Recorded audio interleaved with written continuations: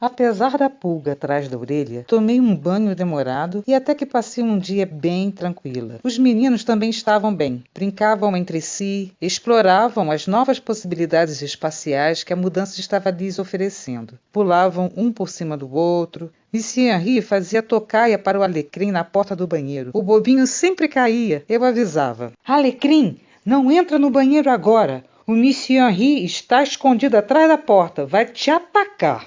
Pronto, dito e feito. Era tufos de pelo voando pela casa. Foi avisado. Quem manda os gatos não entenderem português? E assim, nesse tom de brincadeiras, passei o dia. Não havia TV. Os dois únicos eletrônicos da casa eram a geladeira e a tostadeira. Eu havia levado meu note, mas sinceramente, meu nível de intenção de abrir o equipamento era zero negativo. Segui as horas como quem avança em uma trilha desconhecida, descobrindo novas perspectivas em cada passo, nas arrumações das coisas, na decisão de qual comidinha gostosa poderia fazer. Assei até um bolo, fiz um caldeirão de sopa de legumes orgânicos com shiitake da caixa do Naylor. Estava muito cheirosa e suculenta. Organizei a ordem dos livros que eu trouxe para ler, aqueles que já fizeram alguns aniversários na minha mesa de cabeceira, lá no Rio. O friozinho foi chegando de mansinho. Olhei pela janela e vi uma caseira serrania baixando a paisagem, escondendo o horizonte, entremeando pelas copas das árvores até o chão. E tudo ficou mais escuro. A noite foi assumindo o controle sorrateiramente. Era a hora do lusco-fusco, como dizia meu avô mineiro. A hora do limbo, que não tem tempo definido. Aqueles instantes que nem é dia, nem é noite. Que não é nem tarde, nem cedo. É a vez da linha que é estendida para separar os bichos que se escondem dos que caçam. Me bateu um arrepio, fui catar um suéter para vestir. Como esse lugar é gelado, pensei, é a hora de acender a lareira. E subiu uma animação, tudo que sempre sonhei, uma lareira na serra. O vinho já estava esfriando um pouco para abrir os trabalhos. Faltava só acender a lareira. Eu disse acender a lareira? Sim, mas como? Arrumei as toras exatamente como via nos filmes. Acendia o fósforo e passava o fogo para lá, fogo para cá, até queimar todo o palito. Nada. Deveria haver algum manual de instruções por aqui. Quem disse que era fácil não estava lá comigo. Quase queimei os dedos de tanto insistir. Essa madeira é inacendível. Vai ver que foi tratada com algum produto que não pega fogo. Aí dessa obra do Rodolfo. Depois de várias tentativas, à frente dos olhares críticos dos meus gatos, que se entreolhavam e diziam, é uma total inoperante, desisti. Algumas vezes é importante assumir a derrota e pedir ajuda.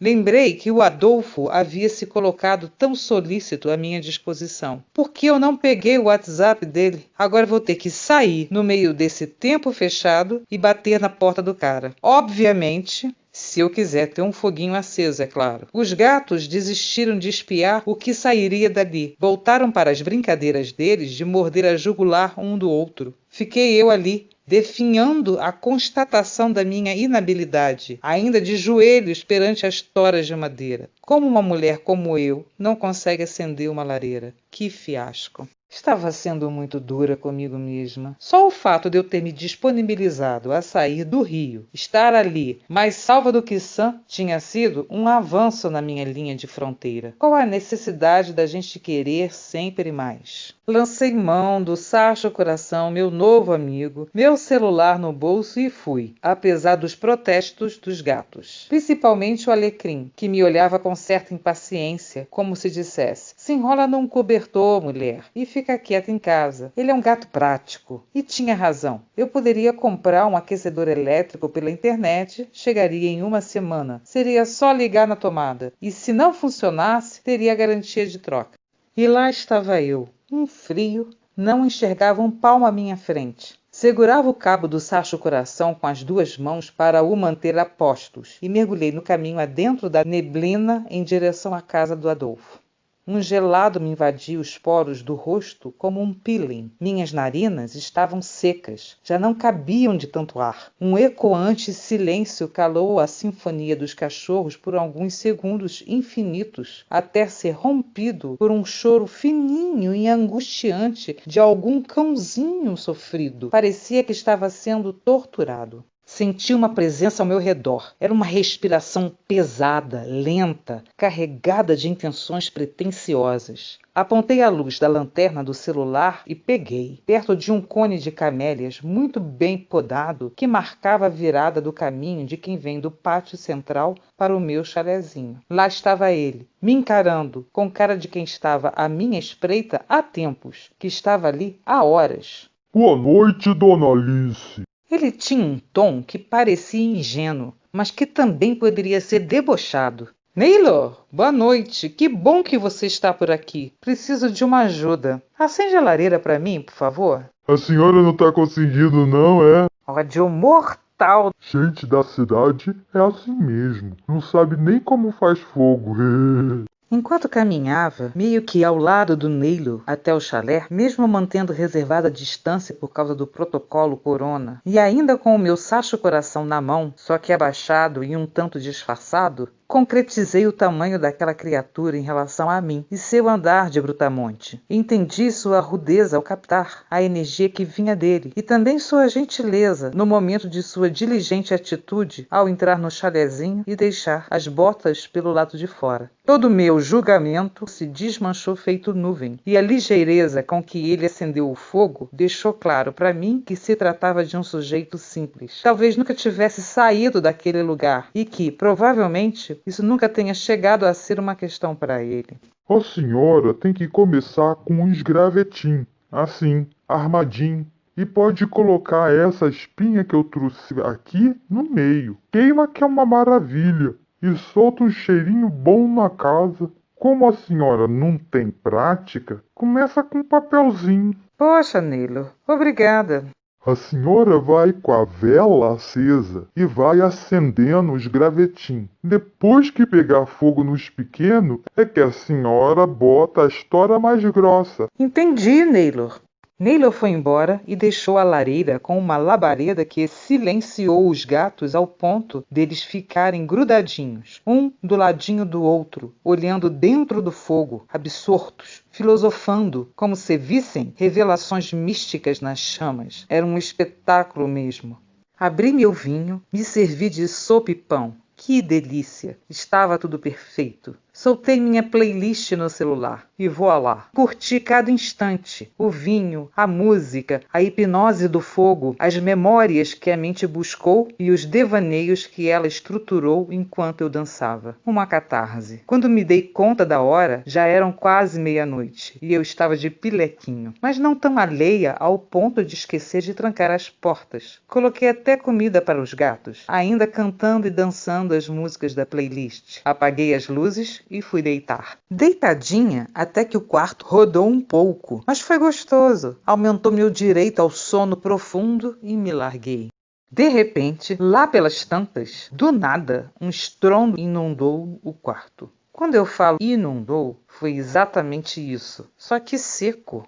A casa estava seca e tudo parecia normal. O som é que era nítido de água corrente de um tipo de torneira de abertura muito larga. Meu Deus do céu, o que é isso? Os gatos pularam na cama, ambos com os olhos arregalados. Vocês estão sentindo isso também? O que eu faço? Em seguida, entremeando com a torneira aberta, começou um som oco de batidas, como se alguém estivesse amarrado em uma camisa de força, preso dentro de um quarto de alvenaria de 1 metro quadrado, em delírio constante, jogando seu próprio corpo contra as 4 paredes. O volume da água aumentava como se fosse mar em fúria para inundar o quarto do coitado. Senti uma ligeira vibração descendo pelas paredes, mas a casa não trepidava, e muito menos descia uma gota d'água. Os gatos pulavam da cama para o chão, passando por cima de mim, e corriam alucinados sem rumo. Monsieur Henri catava respostas de janela em janela, enquanto o alecrim subia de volta em cima de mim e pulava, me cobrando uma investigação. E ele tinha razão, mais uma vez. Que gato sensato! Eu precisava saber que dilúvio seco era aquele. Em alguns momentos parecia que alguém, entre o forro e o telhado, estava dentro de um caixão, vivo, arranhando a tampa por dentro com as unhas, pedindo para sair, passando um sinal desesperado. Levantei de súbito, vesti meu casaco e catei o Sacho Coração. Empunhei-o e fui pesquisar bem devagar. Olhei pelas janelas, só havia neblina densa, nada de chuva. De onde vinha essa torneira? Era alguma coisa acontecendo em cima da casa. Vou ter que sair. Olhei a hora no celular. Era 1h da madrugada. Eu não tinha dormido nem por 1 hora.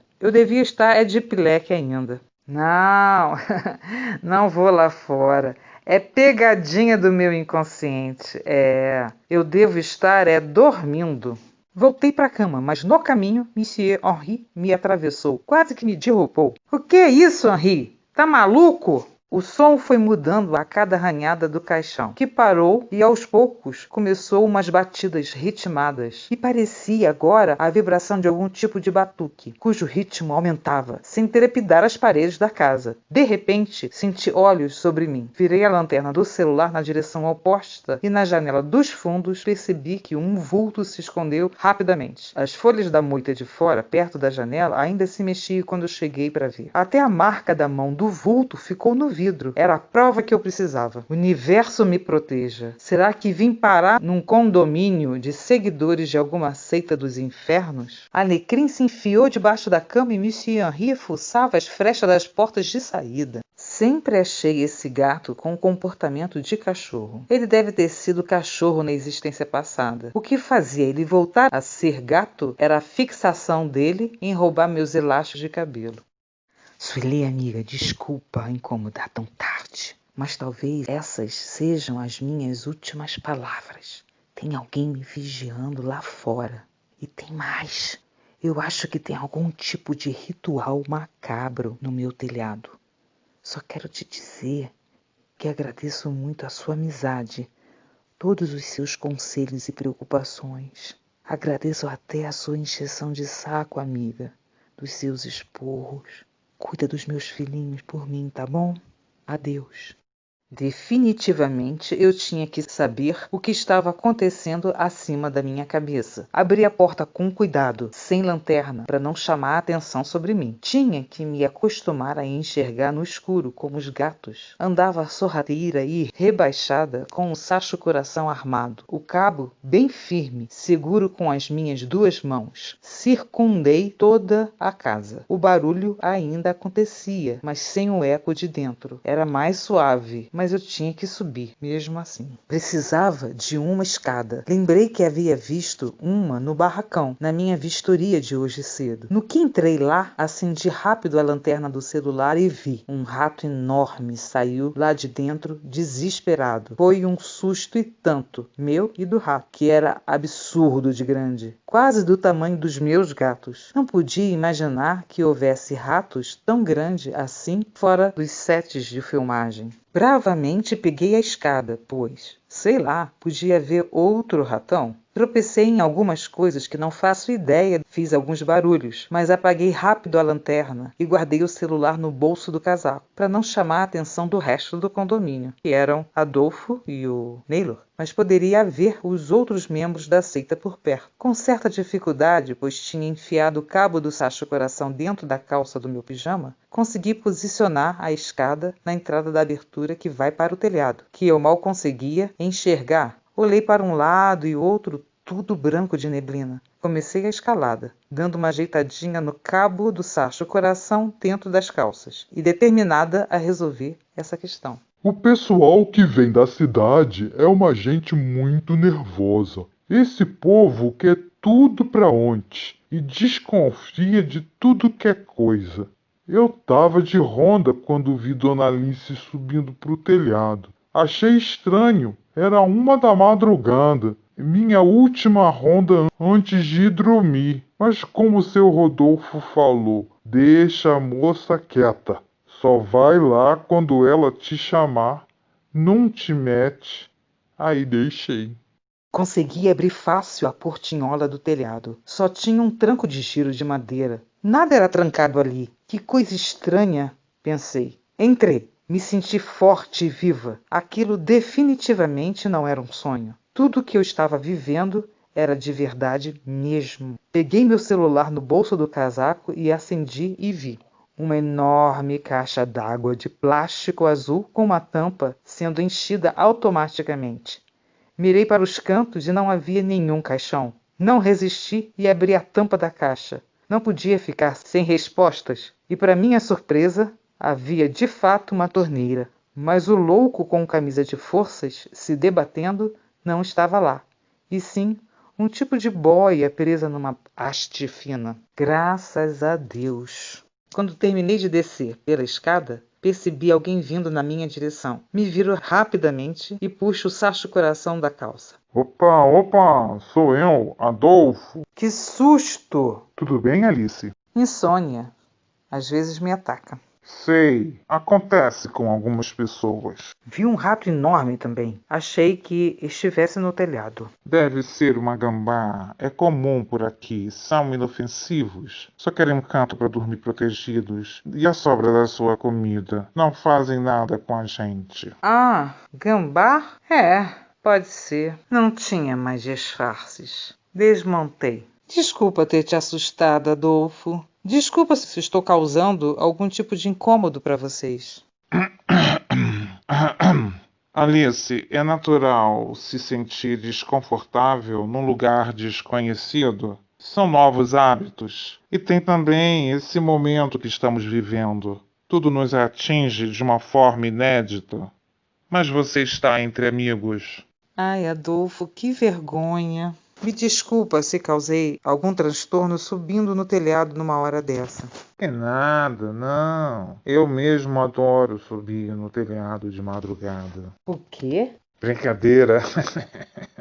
Fique tranquila, tá? Boa noite. Boa noite. Voltei para casa, tranquei a porta, coloquei o sacho-coração do lado. Os gatos me olhavam aguardando explicações. Foi só a caixa d'água enchendo. Tá tudo bem, galera. Bora dormir. Tirei o casaco e me aninhei embaixo do edredom. Estava exausta. Apaguei quase que imediatamente.